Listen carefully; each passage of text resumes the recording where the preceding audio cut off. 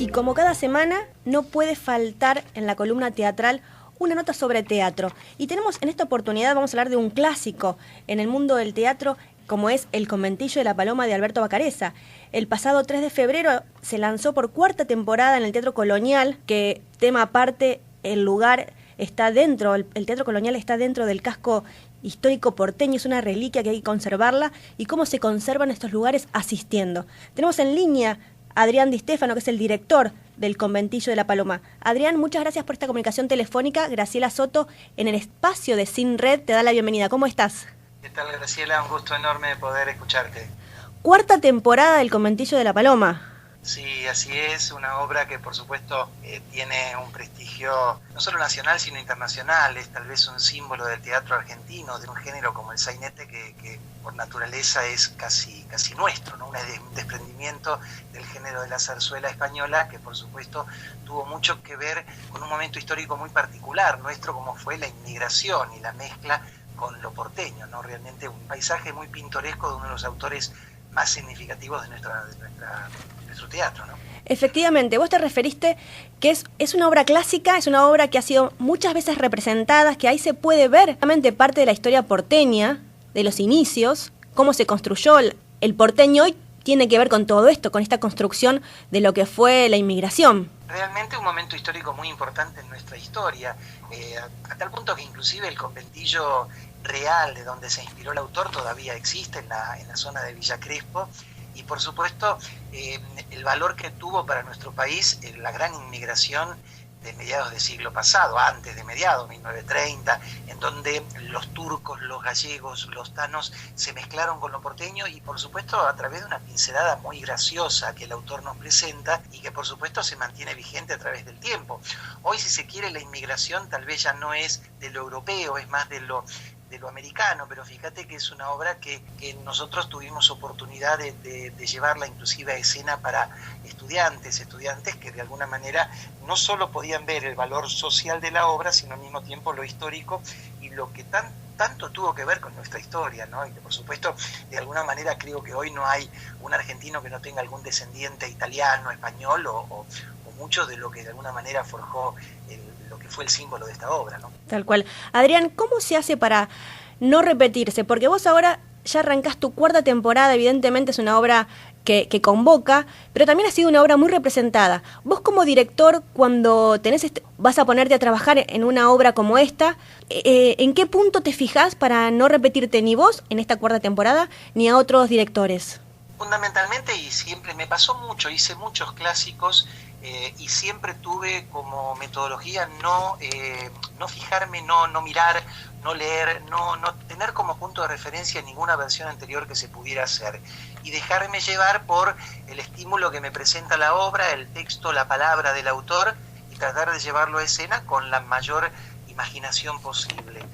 Por supuesto, el punto de partida del trabajo de puesta en escena tiene mucho que ver con el espacio en donde va a ser representado y a partir de ahí hasta inclusive también tener la imaginación suficiente como para no solo no repetirme en las puestas en escena de esta misma obra, sino no repetirme en los trabajos de otras obras en un mismo escenario, ya que por la particularidad de nuestra actividad las obras se mantienen vigentes en el repertorio.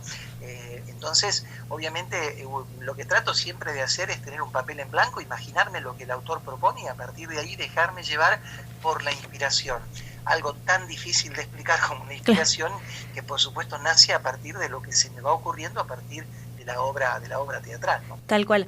Sabes que recién mencionaba esto del Teatro Colonial, es un teatro que está muy cerca de lo que es el casco histórico porteño, o sea, tiene otra mística también eso, me imagino. Y estos espacios hay que cuidarlos asistiendo. Yo quería preguntarte puntualmente por el escenario, por el Teatro Colonial. Mira, el Colonial hoy es mi paraíso, es mi casa.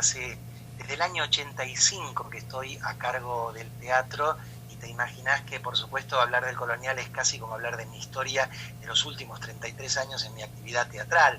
Un espacio que además tiene su historia porque fue en ese mismo ámbito estaba la Casa de Ascuénagas, en 1819 se vendió a la aduana, ahí funcionó la antigua aduana. Bajás a los sótanos y hasta encontrás los túneles taponados, por supuesto, que comunican con Manzana de las Luces y con la Casa de Gobierno. El río llegaba hasta Paseo Colón.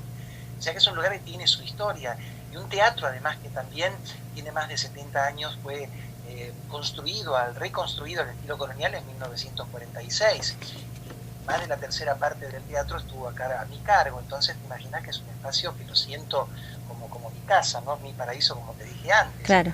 Así que, por supuesto, hablar del colonial es hablar de mi vida, entonces siento, respiro, y yo creo que además no hay actor profesional que no haya pasado en algún momento de su carrera por el teatro. Ahí funcionó el Teatro La Máscara en los comienzos del teatro independiente, así que tiene su historia, y por supuesto cuesta mucho mantenerlo, pero de alguna manera el amor de un grupo de gente que me acompaña es lo que hace posible que el teatro siga funcionando y uno trate de cuidar una programación para que de alguna manera sea identificado el público como un tipo de teatro que uno guarda y que...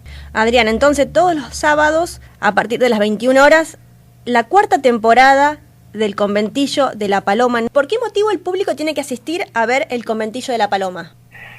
Porque van a pasar un momento muy agradable, muy divertido. Es una pieza que por algo se mantiene vigente a través del tiempo, y porque, insisto, van a verse reflejado a través de situaciones sociales, situaciones muy nuestras, que se van a sentir identificados con alguno de los personajes, y porque de alguna manera apoyan el teatro independiente, que es motor de una actividad cultural que es reconocida en todo el mundo. Simplemente, muy rápidamente te cuento, en alguna oportunidad fui nombrado jurado de un festival internacional en Egipto, el único representante latinoamericano, con un jurado que había representantes de todo el mundo, y te aseguro que abría la boca yo, y no porque yo fuera alguien especial, era argentino, y eso provocaba un respeto y una admiración de todo el mundo impresionante. Entonces, a veces uno no toma conciencia de lo que tiene porque lo tiene al alcance de la mano. Tal cual. Y tenemos cosas muy valiosas que creo que tenemos que defender, y el movimiento cultural de Argentina, de Buenos Aires, es tan importante y tan reconocido en todo el mundo, que de alguna manera creo que el teatro independiente